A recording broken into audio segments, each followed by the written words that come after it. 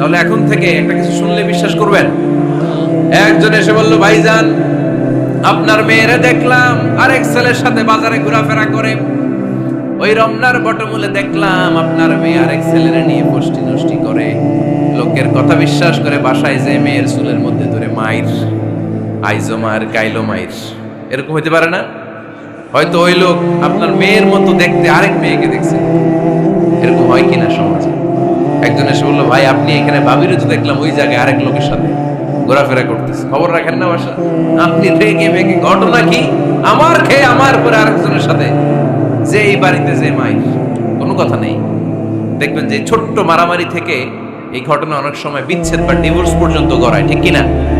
ওই যে শোনা কথায় কান দিছে, ফাতা ভাই আপনি চেক করেন নাই, হয়তো আপনার স্ত্রীর মতো দেখতে বা আপনার স্ত্রী যে জামা পরে, যে পোশাক পরে, এরকম পোশাক পরে আরেক নারীকে দেখছে, আপনার বউ না এটা।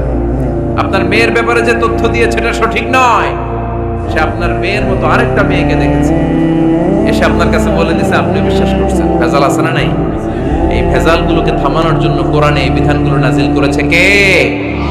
তাহলে ফরিদপুরের ভাইয়েরা, সমাজটাকে সুন্দর রাখার তথ্য একটা শুনলেই বিশ্বাস করবেন না। সিলে কান নিয়ে গেছে, শুনলেই সিলের পিছনে দৌড়, নাকি? কি করবেন? আগে কানে হাত দিয়ে একটু দেখবো কান দুইটা আছে না নাই, তারপরে চিলের পেছনে দৌড়ান। তাহলে এখন থেকে আমরা তথ্য একটা শুনলে বিশ্বাস করব। তাহলে কি করবেন? বলতে হবে কি করবেন? যাচাই বাছাই, জাস্টিফিকেশন অফ দ্য নিউজ। কোন নিউজ জাস্টিফিকেশন ছাড়া আমরা প্রচার করব, বিশ্বাস করব, শেয়ার করব না। আল্লাহ বললেন, ইয়া আইয়ুহাল্লাযীনা আমানু লা ইয়াসখার কওমুম মিন কওম।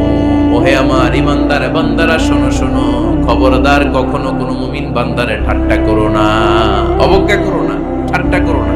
তার মনে কষ্ট হয় এমন কোন কথা তারে বলো না। Never scoff of anybody. কাউকে নিয়ে ঠাট্টা করবেন না, তার দেহ নিয়ে, তার আকৃতি নিয়ে, তার বংশ নিয়ে। এক লোকের বাবা ছিল চোর, কিন্তু তার ছেলে অনেক ভালো। আপনি কি তারা বলতে পারবেন তুই চোরের ঘরের চোর? বলতে পারবেন?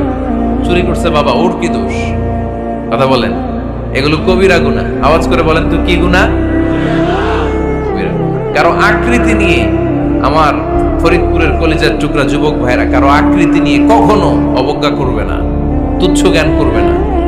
এটা কবিরা গুনাহ, এটা আল্লাহ খুব অপছন্দ করেন। এর কারণ আকৃতিটা আমাদের হাতে নাই।